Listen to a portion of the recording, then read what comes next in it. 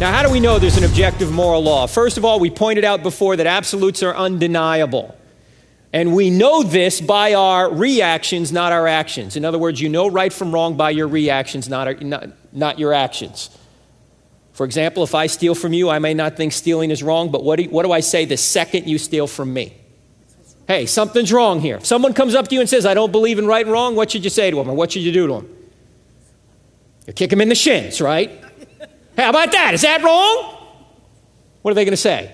Of course they're going to say it's wrong, right? They react when they're wrong, and that helps tell them what really is right and what really is wrong. Don't look at me, or don't try and determine or discover what I think about morality by what I do, because I do wrong things all the time. But you discover what I think about morality by how I react when you wrong me. Then I suddenly get real morally indignant, don't I? Okay? So we know it by our reactions. You remember I told you the story about the blue folders. If you remember this, about the professor who gave the student an F because the student gave his paper to him in a blue folder. Remember that? He said all morality's subjective. There's no such thing as right and wrong. There's no such thing as justice or injustice, all a matter of opinion. You like chocolate, I like vanilla. That was the student's paper. Professor put an F on the front of the paper. Said, F, I don't like blue folders. And the student was morally outraged, right? What do you mean, F, I don't like blue folders? That's not fair. That's not right. That's not just. The professor said, wait a minute. Your paper said there's no such thing as fairness, rightness, or justice. You get an F because I don't like blue. See? He reacted to how he was treated, and immediately he knew what really was wrong about what the professor did. There is a rightness, a fairness, a justice out there, and he reacted when he was treated unfairly. We also can't know injustice unless we know justice. C.S. Lewis, one of the great Christians of all time, who started as an atheist, he started as an atheist because he couldn't believe in a good God with all the evil and injustice in the world. And then he realized something. He said, I wouldn't know injustice unless I knew justice, and I wouldn't know justice unless I knew God. Here's what he said. He said, as an atheist, my argument against God was that the universe seems so cruel and unjust, but how had I got this idea of just and unjust? A man does not call a line crooked unless he has some idea of a straight line. What was I comparing this universe with when I called it unjust? You don't know what a crooked line is unless you know what a straight line is, right? You don't know what injustice is unless you know what justice is. You can't know that somebody is not right, i.e. wrong, unless you know what is right. And atheists are notorious for claiming that Christians are immoral. But how do they know what immorality is unless there's a standard of morality beyond them?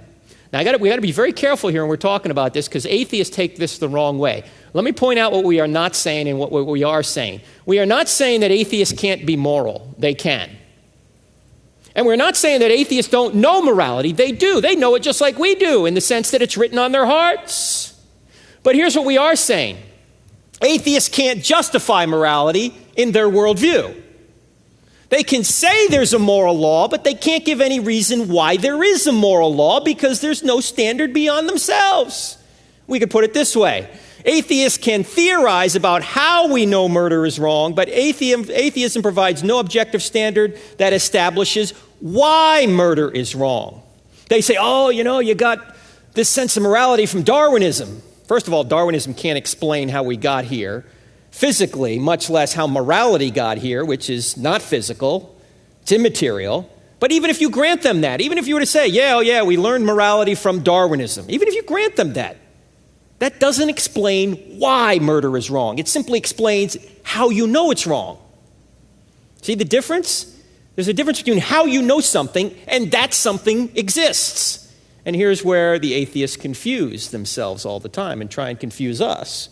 In fact, there's an atheist running around out here lately. His name is Christopher Hitchens. In 2007, he wrote a book called God is Not Great, How Religion Poisons Everything. You may have seen this book. He's a very witty guy, Christopher Hitchens. I actually kind of like him.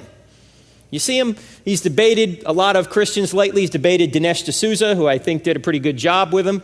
But Hitchens is real witty, real quick, knows a lot of history, a lot of literature. But his entire book, is based on a false premise. The premise is how religion poisons everything. But the truth is that religion does not poison everything. Everything poisons religion. First of all, there would be no poison in the moral sense unless God existed. So he wouldn't know that, how religion poisons everything, because there's no poison unless God exists, morally, from a moral perspective. See what I'm saying here? But secondly, his whole premise is that religious people have done evil, and so therefore it's not true. That doesn't follow. Because people have done evil doesn't prove it's not true. In fact, we agree with atheists that some atheists live better moral lives than Christians. It's true, okay? It's sad but true. Some atheists who don't have the Holy Spirit sometimes live better moral lives than we do. Why? Well, we have all the Holy Spirit, but he doesn't have all of us, right? Because we don't always give ourselves to him, right? We resist the Holy Spirit. Read the book of Acts. They're resisting the Holy Spirit all the time, aren't they? But secondly, we also point out that some who say they're church people have poisoned the teachings of Christ. Church history has often been immoral, unjust, and even overtly evil. It's true. Church history has been immoral, unjust, and overtly evil.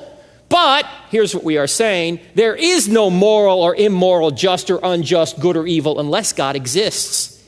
So people like Christopher Hitchens and other atheists, like Richard Dawkins and Sam Harris and some of these folks you may have heard of, they're sawing off the limb on which they sit. Because morality comes from God. There's only one place you can ground objective morality, and that's in an immaterial being, because it's an immaterial thing, morality.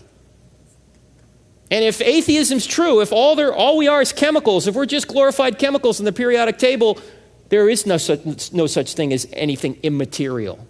So morality doesn't exist. Yet here they are pounding the table. You Christians, you're so evil, you're so immoral. How do you know that? What do you mean immoral? Your worldview can't justify morality.